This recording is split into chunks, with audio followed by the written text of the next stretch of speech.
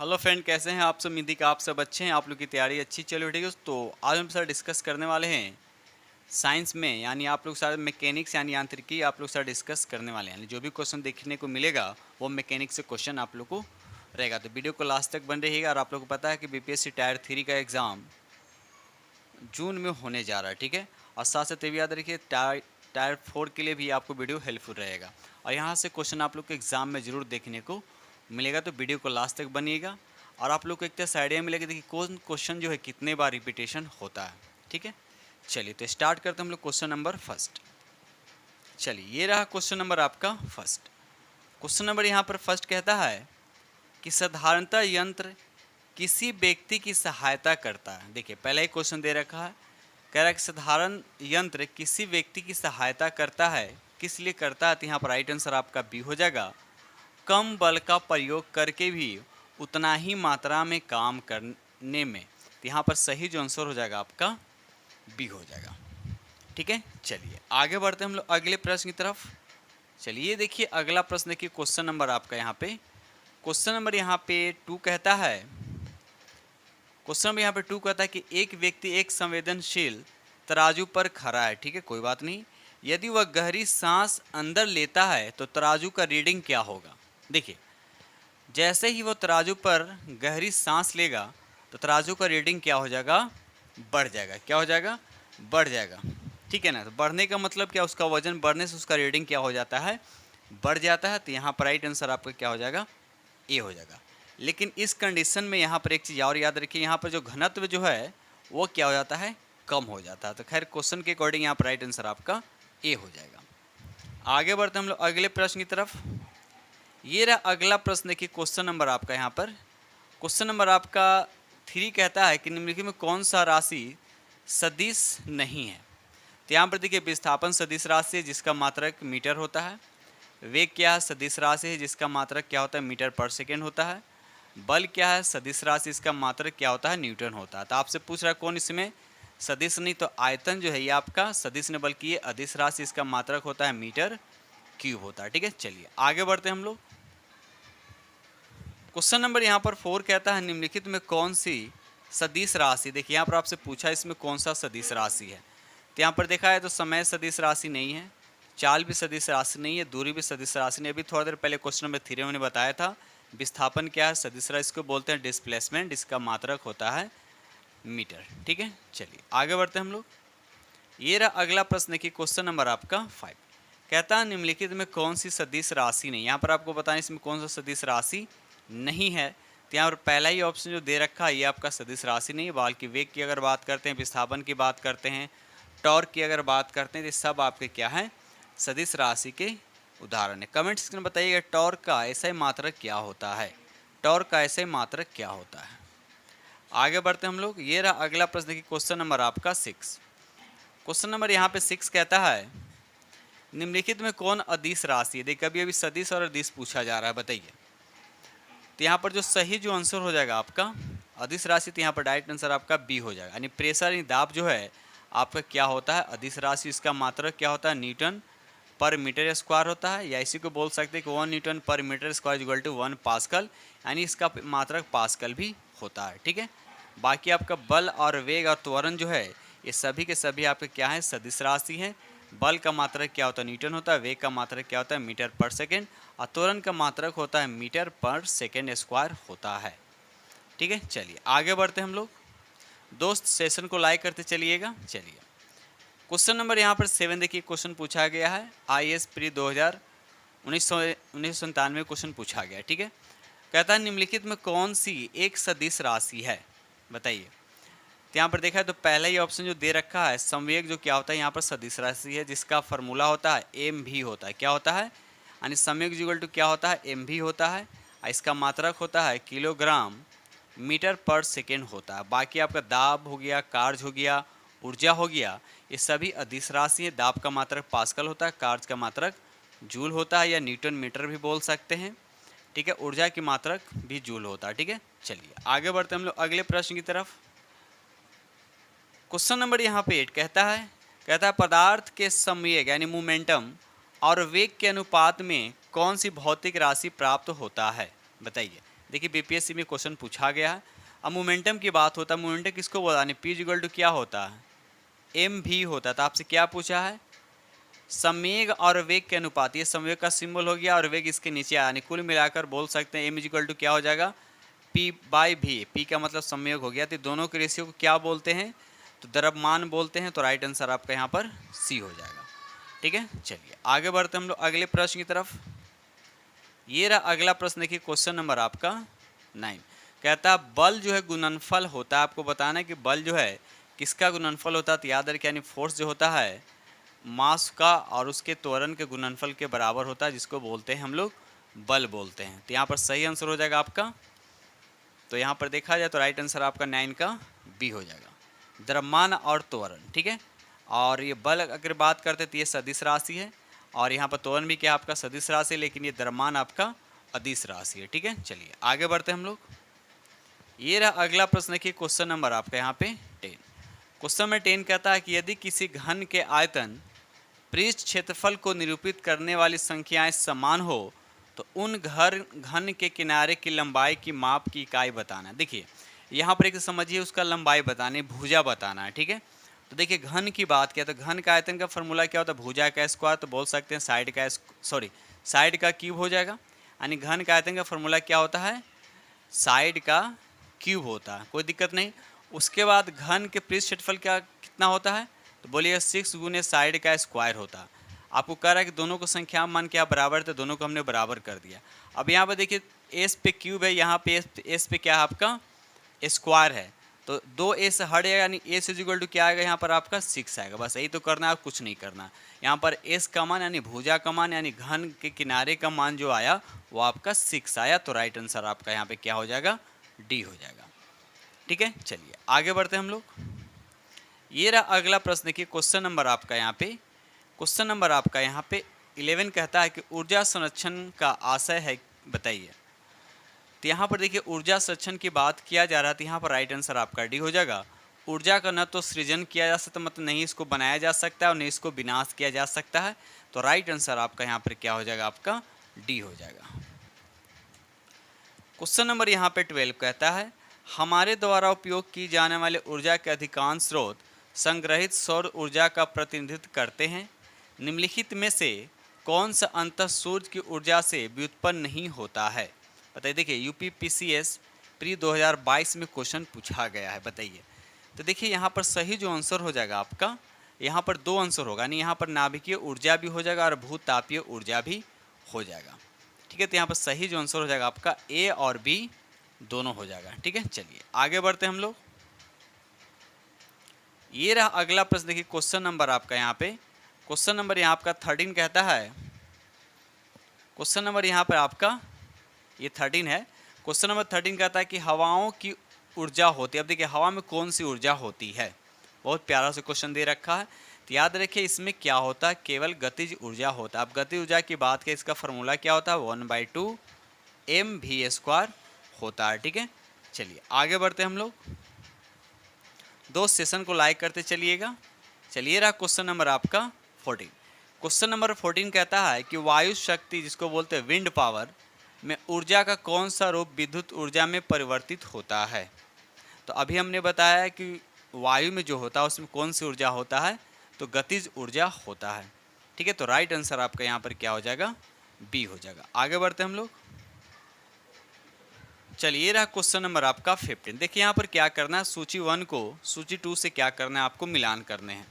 ठीक है, तो पहला जो दे रखा है उष्मा से वैद्युत दे रखा है, क्या दे रखा है, उष्मा से वैद्युत दे रखा है। थोड़ा सा ऊपर कर देता हूँ यहाँ पे। चलिए पहला है उष्मा से वैद्युत में रूपांतरण कौन करता है, तो यहाँ पर हो जाएगा आपका ए का हो जाएगा आपका 4 हो जाएगा, यानी 4 पहले होगा। अब यहाँ पर देखिए वैद्युत से ध्वनि यानी 3 हो जाएगा, लाउड स्पीकर हो जाएगा, यानी 4 के बाद 3 हो जाएगा। उसके बाद यहाँ पर देखिए द्रव्यमान से उष्मा, तो ये हो जाएगा नाभिकीय रिएक्टर हो जाएगा। तो यहाँ पर हो गया 4 3 2, उसके बाद हो जाएगा आपका 1। 4 3 2 1 देखते हैं किस ऑप्शन में है। तो यहाँ पर देखा जाए, सॉरी यहाँ पर डी में क्या दे रखा है, रासायनिक से उष्मा और प्रकाश दे रखा है ना। तो यहाँ पर डी का आपका 5 हो जाएगा, यहाँ पर दे रखा आपका ईंधन दहन हो जाएगा, यानी यहाँ पर 5 हो जाएगा। क्या हो जाएगा आपका यहाँ पे 5 हो जाएगा, यानी 2 3 4 3 2 5 हो जाएगा। क्या हो जाएगा 4 3 2 5 हो जाएगा। तो देखते हैं किस ऑप्शन में है 4 3 2 5, तो यहाँ पर राइट आंसर आपका क्या हो जाएगा बी हो जाएगा। ठीक है, चलिए आगे बढ़ते हम लोग अगले प्रश्न की तरफ। चलिए अगला प्रश्न देखिए, क्वेश्चन नंबर आपका 16। क्वेश्चन नंबर 16 कहता है कि गति को सर्वप्रथम किसने परिभाषित किया है? बताइए बताइए, गति को सबसे पहले किसने परिभाषित किया है? तो यहाँ पर राइट आंसर आपका क्या हो जाएगा ए हो जाएगा, गैलीलियो ने। याद रखिए राइट आंसर आपका यहाँ पर ए हो जाएगा। ठीक है, चलिए आगे बढ़ते हम लोग अगले प्रश्न की तरफ। ये रहा अगला प्रश्न देखिए, क्वेश्चन नंबर आपका 17। क्वेश्चन नंबर 17 कहता है न्यूटन के गति का पहला नियम जाना जाता है। न्यूटन की गति का जो पहला नियम होता है वो किस नाम से भी जाना जाता है? याद रखिए इसका राइट आंसर आपका बी हो जाएगा, जड़त्व का नियम के नाम से भी जाना जाता है। तो यहाँ पर राइट आंसर आपका क्या हो जाएगा बी हो जाएगा। ठीक है, चलिए आगे बढ़ते हम लोग। चलिए क्वेश्चन नंबर यहाँ पे 18 कहता है कि एक ट्रेन जैसे ही चलना प्रारंभ करती है उसमें बैठे हुए यात्री का सिर पीछे की ओर झुक जाता है, इसका कारण क्या है? देखिए जब ट्रेन अचानक चलना शुरू करता है तो सबसे पहले गाड़ी क्या होता है, मतलब मोशन में आता है, तो पैर, इंसान का पैर क्या आएगा मोशन में आएगा। बाकी ऊपर का जो हिस्सा जो होता है वो स्थिरता जड़त्व के कारण क्या होता है स्थिर होता है, इसीलिए क्या होता है पीछे की ओर झुक जाता है। तो राइट आंसर आपका यहाँ पर ए हो जाएगा। अब इसी से क्वेश्चन एक और आता है कि चलती हुई गाड़ी अचानक रुक जाता है तो क्या होता है, तो आगे की तरफ झुक जाएगा, तो गति के जड़त्व के कारण हो जाएगा। ठीक है, तो इस तरह से क्वेश्चन जो है कॉन्सेप्ट आपको क्लियर होने चाहिए। ठीक है, तो यहाँ पर क्वेश्चन के अकॉर्डिंग यहाँ पर राइट आंसर आपका ए हो जाएगा। आगे बढ़ते हम लोग। ये रहा अगला प्रश्न की क्वेश्चन नंबर आपका 19 कहता है स्थिर विज्ञान, देखिए क्या लिखा हुआ स्थित विज्ञान निम्नलिखित में से किससे संबंधित है? अब देखिए स्थिति लगा हुआ तो यहाँ पर राइट आंसर आपका क्या हो जाएगा बी हो जाएगा, यानी विश्राम की स्थिति। तो राइट आंसर आपका यहाँ पे बी हो जाएगा। ठीक है, चलिए आगे बढ़ते हम लोग अगले प्रश्न की तरफ। ये रहा अगला प्रश्न देखिए, क्वेश्चन नंबर आपका यहाँ पे 2 कहता है कि एक पूर्णतः घर्षणहीन पृष्ठ का मतलब यानी फ्रैक्शन 0 है। ठीक है, पर खरा एक व्यक्ति सीटी बजाने से अपने गति को गति में ला सकता है। क्या कर सकता है? गति में ला सकता है। कारण क्या दे रखा है? यदि किसी तंत्र पर कोई बाह्य बल क्रिया न हो तो उसका समय क्या होता है परिवर्तित नहीं हो सकता। ये भी सही है। तो यहाँ पर देखा जाए तो क्या होगा, यहाँ पर देखिए दोनों स्टेटमेंट सही, लेकिन कारण जो इसका स्पष्टीकरण नहीं कर रहा। तो यहाँ पर देखा जाए तो आंसर क्या हो जाएगा आपका, तो यहाँ पर आंसर आपका बी हो जाएगा, यानी ए और आर दोनों क्या है सही हैं, और आर जो है ए का स्पष्टीकरण नहीं कर रहा है। ठीक है, तो यहाँ पर राइट आंसर आपका बी हो जाएगा। आगे बढ़ते हैं हम लोग। क्वेश्चन नंबर यहाँ पे 21 कहता है कि सड़क पर चलने की अपेक्षा बर्फ पर चलना कठिन है, क्योंकि बताइए। तो यहाँ पर 21 का राइट आंसर आपका क्या हो जाएगा, तो 21 का राइट आंसर आपका क्या हो जाएगा डी हो जाएगा। बर्फ पर सड़क की अपेक्षा क्या होता है घर्षण क्या होता है कम होता है, इसीलिए सड़क पर चलने की अपेक्षा बर्फ पर चलना क्या होता है कठिन होता है। ठीक है, चलिए आगे बढ़ते हम लोग अगले प्रश्न की तरफ। ये रहा अगला प्रश्न देखिए, क्वेश्चन नंबर आपका 22। क्वेश्चन नंबर 22 कहता है कि निम्न कथन पर तथा उससे निकाले गए निष्कर्ष पर विचार करिए तथा बताइए कि कौन सा निष्कर्ष आपका सही है। तो यहाँ पर देखिए दे रखा है कि भरी हुई गाड़ी यानी कार्ट को चलाने में उसे चलायमान रखने के लिए आवश्यक ताकत से अपेक्षाकृत अधिक ताकत से धक्का देना पड़ता है। ठीक है, तो बताइए यहाँ पर राइट आंसर आपका क्या होगा। तो यहाँ पर 22 का जो राइट आंसर आपका क्या हो जाएगा, यहाँ पे 22 का राइट आंसर आपका यहाँ पर सी हो जाएगा। एक बार गाड़ी चल पड़ने के बाद घर्षण क्या हो जाता है कम हो जाता है। ठीक है, तो यहाँ पर सही जो आंसर हो जाएगा आपका सी हो जाएगा। ठीक है, चलिए आगे बढ़ते हम लोग। ये रहा अगला प्रश्न की क्वेश्चन नंबर आपका यहाँ पे 23 कहता है कि प्रत्येक क्रिया के लिए एक समान और विपरीत प्रतिक्रिया होती है। तो यह नियम दिया था, तो किसने दिया था, तो न्यूटन महोदय ने दिया था। और न्यूटन का कौन सा नियम है, तो ये तीसरा नियम है, याद रखिएगा ये तीसरा नियम है। ठीक है, चलिए आगे बढ़ते हैं हम लोग। क्वेश्चन नंबर यहाँ पे 24 कहता है कि एक प्रभावी कोरियोलिस बल किस कारण होता है, बताइए। तो यहाँ पर सही जो आंसर हो जाएगा 24 का आपका बी हो जाएगा पृथ्वी का घूर्णन, याद रखिएगा पृथ्वी का घूर्णन। अब देखिए एक चीज़ याद रखिएगा, वायुमंडलीय जो दाब में जो अलग चेंजिंग जो दिखता है वो वायु के गतिमान के कारण ऐसा होता है। ठीक है, चलिए आगे बढ़ते हम लोग अगले प्रश्न की तरफ। आइए देखिए क्वेश्चन आपका 67 बीपीएससी में पूछा गया 2022 में। ठीक है, चलिए क्वेश्चन नंबर यहाँ पर 25 कहता है कि एक मनुष्य स्थिर नाव से 5 मीटर प्रति सेकंड की चाल से कूदा और नाव 0.5 मीटर प्रति सेकंड की चाल से खिसकी, तो बताएं कि नाव का द्रव्यमान जो है मनुष्य के द्रव्यमान का कितना गुना है। थोड़ा सा ध्यान दीजिएगा यहाँ पर नोटिस कीजिए कि नाव कूदने से पहले अगर हम बात करते हैं, नाव कूदने से पहले नाव और व्यक्ति का अगर हम संवेग की बात करते हैं तो जीरो होगा। क्या होगा? जीरो क्यों होगा? दोनों का वेलोसिटी क्या होंगे? जीरो होंगे। इसका भी जीरो, इसका भी जीरो। तो आपको पता है कि समय का फॉर्मूला क्या होता है? एम इंटू वी होता है। तो जाहिर सी बात है कुल मिला के यहाँ पे जीरो होगा। उसके बाद कूदने के बाद दोनों का वेलोसिटीज, दोनों का समय क्या हो जाएंगे? एक तरह से बोल सकते हैं आप बराबर हो जाएगा। आप ऐसे करके भी बना सकते हैं। ठीक है, तो आप इसको मान लीजिए हमने व्यक्ति का मान लिया, ये व्यक्ति का द्रव्यमान मान लिया, तो व्यक्ति का द्रव्यमान। ठीक है, उसका आपको निकालना क्या है? तो मनुष्य का द्रव्यमान, नाव का द्रव्यमान मनुष्य के द्रव्यमान का कितना गुना हो जाएगा। ठीक है, तो यहाँ पर हम क्या करें, इसमें वैल्यू पुट करेंगे। अब देखिए कौन क्या दे रखा है। यहाँ पर देखिए नाव 0.5 मीटर प्रति सेकंड के चाल से खिसकती है, मतलब V2 की जगह पर रखिए। ठीक है, आई बस समझ में। तो हम क्या करेंगे यहाँ पर, m2 इंटू V2, V2 कितना होगा? 0.0 यहाँ पे 5 हो जाएगा, 0 यहाँ पर 5 हो जाएगा।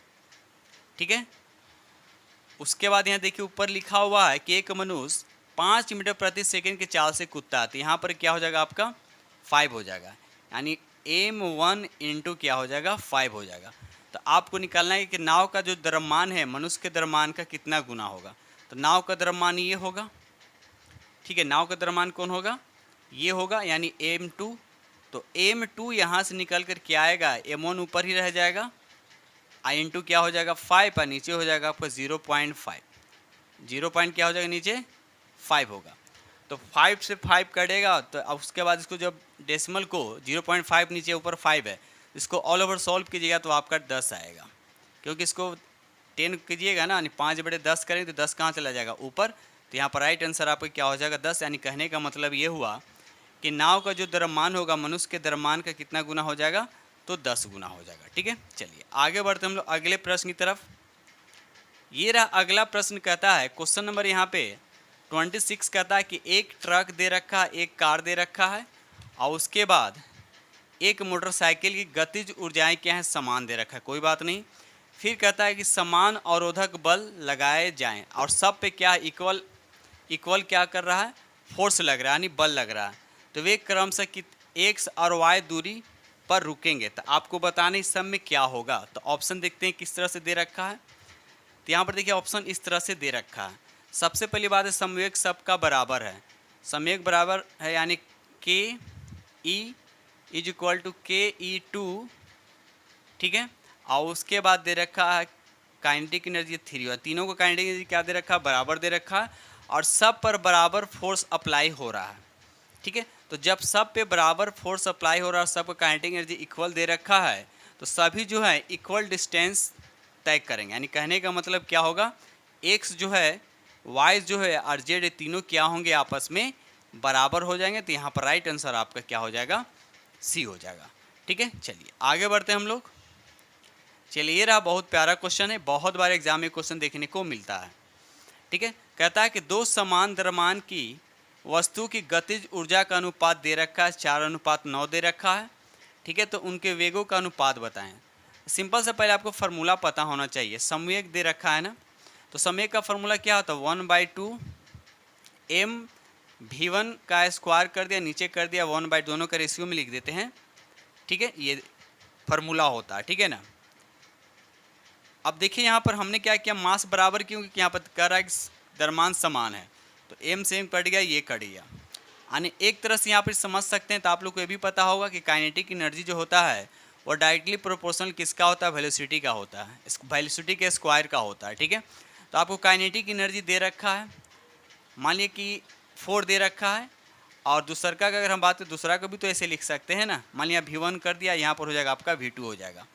तो कुल मिलाकर मेरे कहने का मतलब ये हुआ कि देखिए स्क्वायर आपको V वेलोसिटी का रेशियो निकालना है, आपका ये दोनों का रेशियो दे रखा था। करना क्या है कि इस पर जो स्क्वायर जो दे रखा है इधर आएगा तो क्या हो जाएगा, अंडर रूट हो जाएगा। इस पर से जब स्क्वायर को हटाएंगे तो इधर अंडर रूट हो जाएगा। यानी कुल मिलाकर ऐसे बोल सकते हैं, डायरेक्ट बनाना है तो यहाँ पर 4:9 का हम क्या करेंगे, स्क्वायर रूट सीधा निकाल देंगे। अगर आपको ये पता होगा कॉन्सेप्ट, आप डायरेक्ट कर सकते हैं, ठीक है। तो 4 का कितना हो जाएगा, 2 हो जाएगा, और 9 को कितना हो जाएगा आपका, 3 हो जाएगा। तो यहाँ पर राइट आंसर जो हो जाएगा आपका यहाँ पे 2 हो जाएगा, यानी बी आपका राइट आंसर हो जाएगा, यानी 2:3 आपका राइट आंसर हो जाएगा।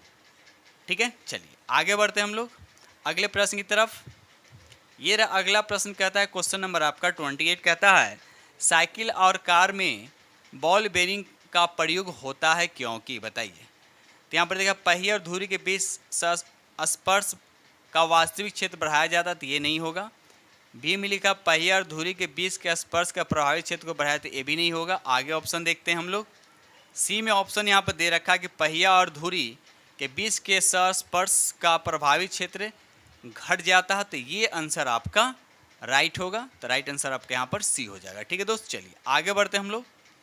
ये रहा अगला प्रश्न, देखिए क्वेश्चन नंबर आपका 29 कहता है कि एक व्यक्ति कार में जो विराम में बैठा है, सड़क से कार के 4 पहिए में से प्रत्येक पर प्रतिक्रिया आर है। जब कार सीधी समतल सड़क पर चलती है तो अग्रणी पहियों में प्रत्येक पर प्रतिक्रिया में क्या परिवर्तन होगा। तो यहाँ पर सही जो आंसर हो जाएगा आपका बी हो जाएगा। यहाँ पे आर से क्या हो जाएगा, कम हो जाएगा। तो राइट आंसर आपका यहाँ पर क्या हो जाएगा, आपका बी हो जाएगा। ठीक है, चलिए ये रहा अगला प्रश्न, देखिए क्वेश्चन नंबर आपका यहाँ पे 30। क्वेश्चन नंबर यहाँ पे 30 कहता है कि तेल से अंशतः भरा हुआ तेल का एक टैंकर समतल सड़क पर आगे की ओर एक समान त्वरण से जा रहा है। तो तेल का मुक्त पृष्ठ आपको बताने हैं क्या होगा। तो यहाँ पर देखा है तो राइट आंसर आपका यहाँ पर सी हो जाएगा। क्षैतिज से इस प्रकार आनत होगा कि पिछले सिरे पर अधिक गहराई होगी। तो राइट आंसर आपका यहाँ पे सी हो जाएगा। ठीक है, चलिए आगे बढ़ते हैं हम लोग।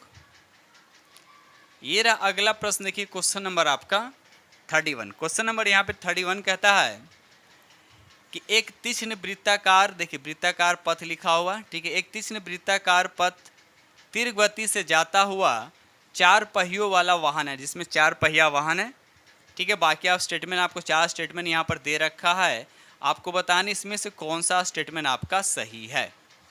तो यहाँ पर देखिए पहला स्टेटमेंट दे रखा बाहरी पहियों पर उल्टेगा, इसको थोड़ा होल्ड रखते हैं। उसके बाद कर अंदर के पहियों पर उल्टेगा। 3 में लिखा बाहर की तरफ फिसलेगा, और 4 में लिखा अंदर की तरफ फिसलेगा। ठीक है, तो यहाँ पर देखा है तो क्या होगा, जब भी वृत्ताकार पथ में तो बाहरी पहियों पर क्या होगा, उल्टेगा, यानी पहला होगा, और उसके बाद यहाँ पर तीसरा हो जाएगा, यानी बाहर की तरफ ही क्या करेगा, फिसलेगा। तो यानी 1 और 3 जो इसका राइट आंसर हो जाएगा। ठीक है, ऑप्शन देखते हैं किस ऑप्शन में दे रखा है। तो यहाँ पर पहला ही ऑप्शन आपको दिख रहा है, यानी 1 और 3। तो राइट आंसर आपका यहाँ पे आपका ए हो जाएगा।